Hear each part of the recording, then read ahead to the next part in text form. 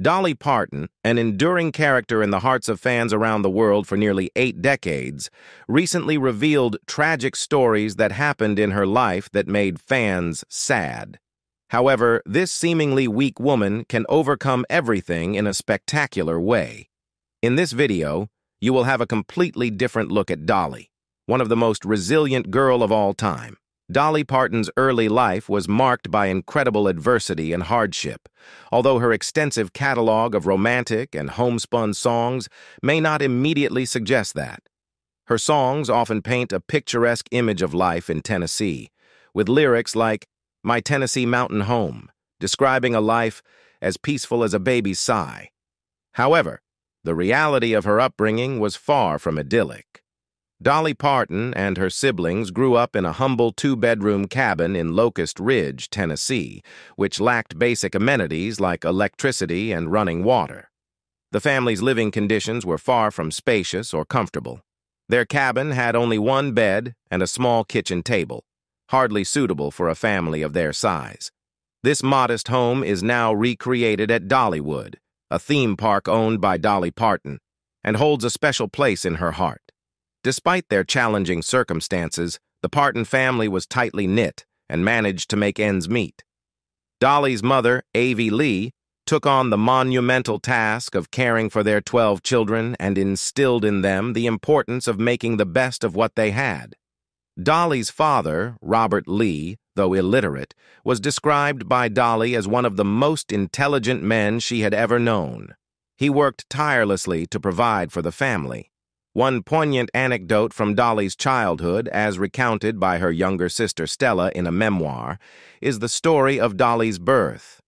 When the family couldn't afford a doctor's services, Dolly's father resorted to a remarkable act of resourcefulness by offering a bag of grain as a bribe to persuade a doctor to assist with Dolly's birth. Tragedy struck the Parton family in 1955 when Dolly was just 9 years old. Her younger brother Larry passed away only 4 days after his birth.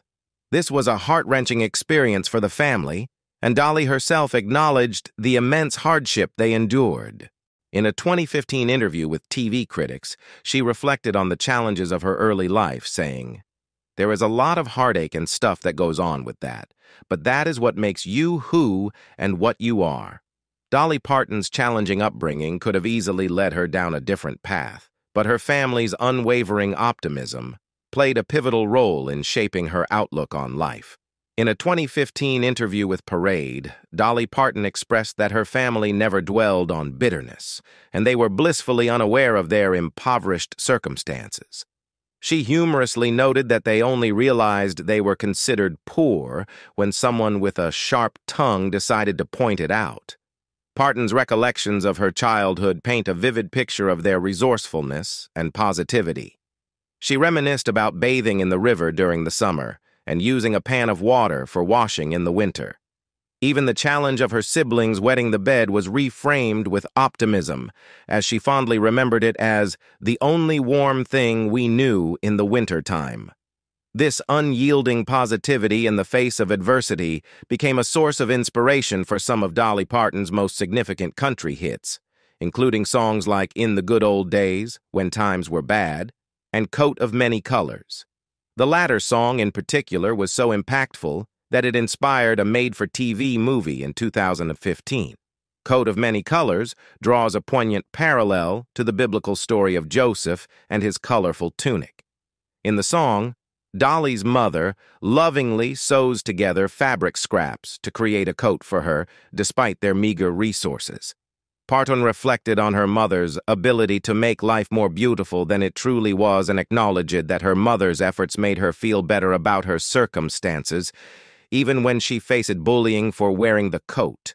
This song embodies the philosophy that one is only poor if they choose to be. Dolly Parton holds "Coat of Many Colors" in high regard and has referred to it as one of her favorite songs. She emphasized in a 2016 interview with Vogue that her own Cinderella rag-to-riches story is an integral part of her appeal, and the track shines a spotlight on her mother as the unsung hero who made it all possible. Dolly Parton's remarkable journey in the world of music began at a very young age. She exhibited a natural talent for music early on, even accompanying her uncle Bill Owens on trips to Nashville when she was just 10 years old. Parton's move to Nashville after completing high school in 1964 marked a significant turning point in her life. Her uncle, Bill Owens, played a crucial role in helping her establish herself as a musician. Together, they managed to secure a deal with Monument Records in 1965, which seemed like a promising start to her career. However, the initial phase of her music career did not go as smoothly as expected. Parton's first singles, including I Wasted My Tears and What Do You Think About Lovin', failed to gain significant traction. Happy Birthday Baby reached a rather modest number 108 on the pop charts. Despite these early setbacks, Dolly Parton remained determined to pursue her musical ambitions. A pivotal moment occurred when Dolly and Bill Owens co-wrote Put It Off Until Tomorrow in 1966 for Bill Phillips. This song seemed to open doors for Dolly to fully embrace her Southern sensibilities and make a significant impact. In 1967, she released her first solo album titled Hello, I'm Dolly. Its unexpected success was particularly notable because Dolly was largely unknown in the music industry at that time. This early achievement marked a significant turning point in her career, setting her on a trajectory for greater success.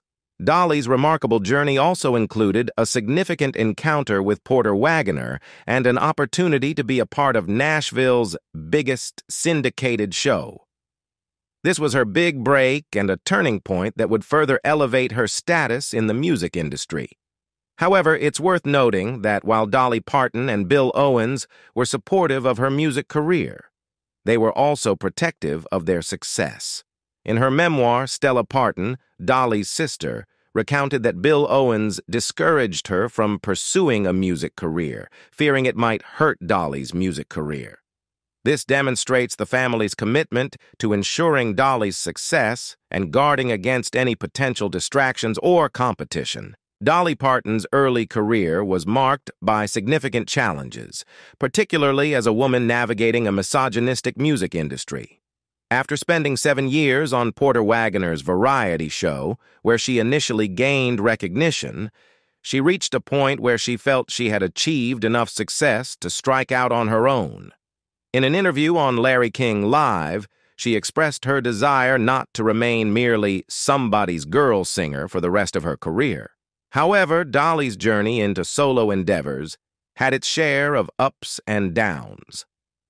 One notable venture was her own short-lived syndicated show, Dolly, which ran for a single season in the 1970s.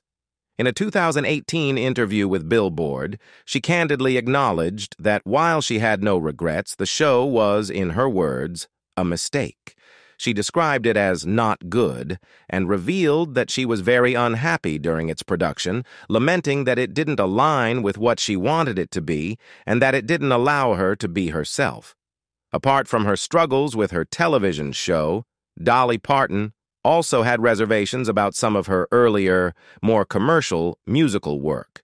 Even though she had written half of the songs on her 1980 album 9 to 5 and Odd Jobs, she admitted in an interview with Rolling Stone in the same year that she didn't particularly like her last few albums, despite their role in getting her where she wanted to be in her career. At the time, there were perceptions that she had sold out, but Parton believed that she was striving to accomplish the right things within the industry. The turning point came with the success of the song 9 to 5 and the film of the same name, starring Dolly Parton alongside Lily Tomlin and Jane Fonda. This success provided her with the freedom and creative control she had longed for, allowing her to make music on her own terms and fully express herself in her work.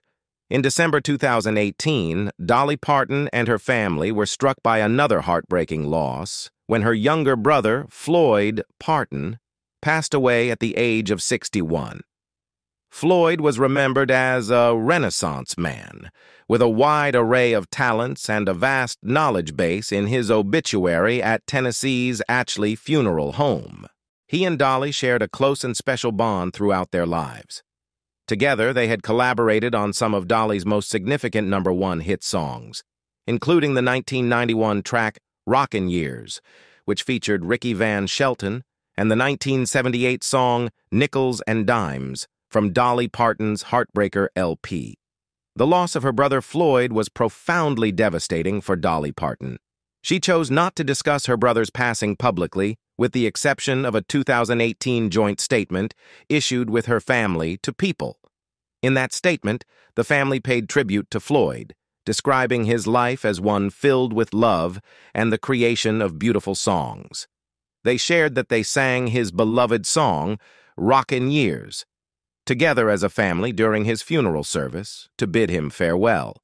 Dolly Parton has experienced the pain of losing several family members over the years, and each loss has left an indelible mark. She shared the emotional impact of her mother's passing in 2003, revealing that after her mother's death, she couldn't perform her song Coat of Many Colors for a period of 3 to 6 months without breaking into tears.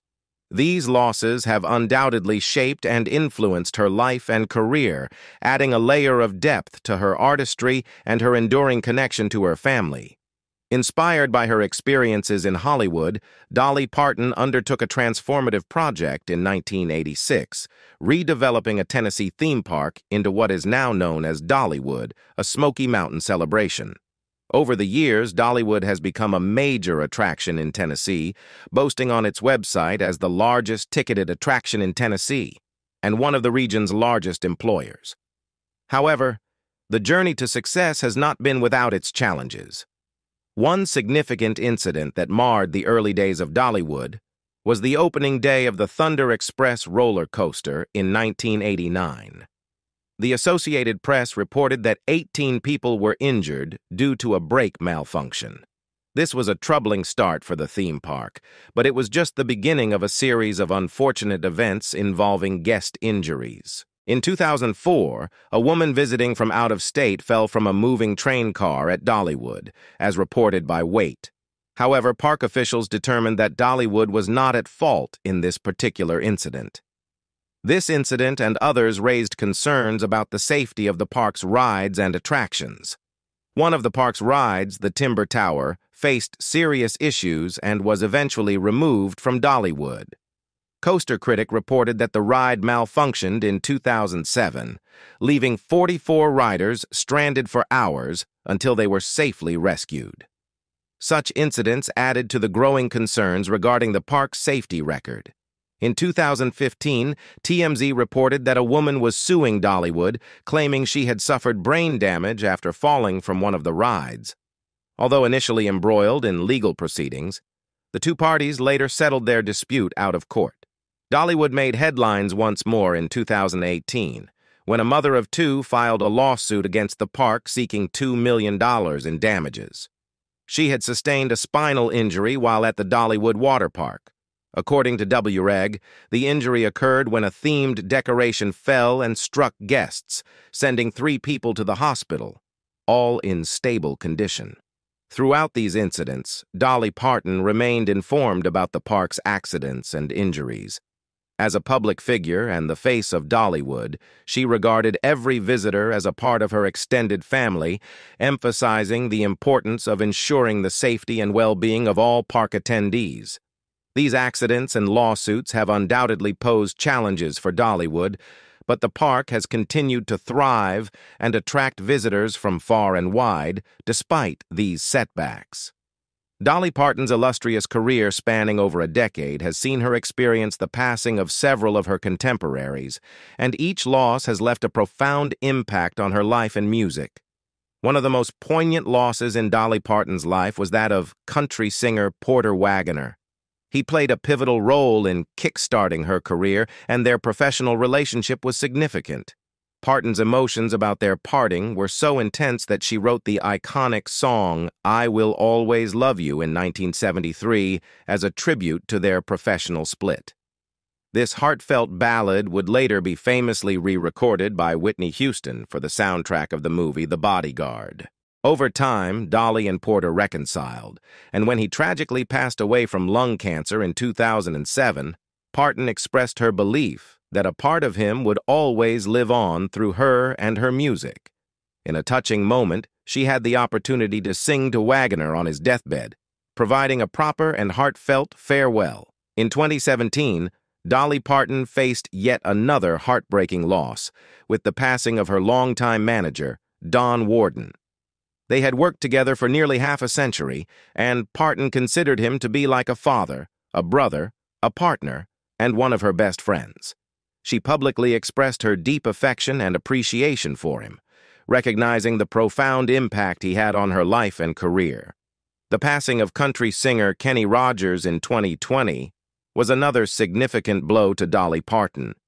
Their collaboration on hits like Islands in the Stream had created a special bond between them. Rogers' death shocked her, as she revealed to Today. She shared her grief on Facebook, stating that a substantial part of her heart had gone with him, underscoring the deep emotional connection they had developed through their music and friendship. In 2017, Dolly Parton, the iconic country singer known for her ever-present smile, glamorous appearance, and hopeful aura, opened up about a dark period in her life during the 1980s in her interview collection titled Dolly on Dolly. Despite her sunny disposition, she revealed that she had gone through some exceptionally turbulent times. During this period, Dolly found herself in the midst of an emotional storm, primarily due to what she referred to as an affair of the heart that occurred within the context of her seemingly open marriage. This personal turmoil had a profound impact on her mental and emotional well-being. She admitted to experiencing suicidal thoughts, saying that she woke up each morning for about 6 months with a sense of emotional deadness. But it wasn't just the emotional strain of her personal life that Dolly was contending with at the time. She was also navigating through family drama, dealing with health issues, and reeling from what she described as a nightmare experience on the set of her film, The Best Little Whorehouse in Texas. As her life seemed to spiral out of control, Dolly's coping mechanisms took a dangerous turn.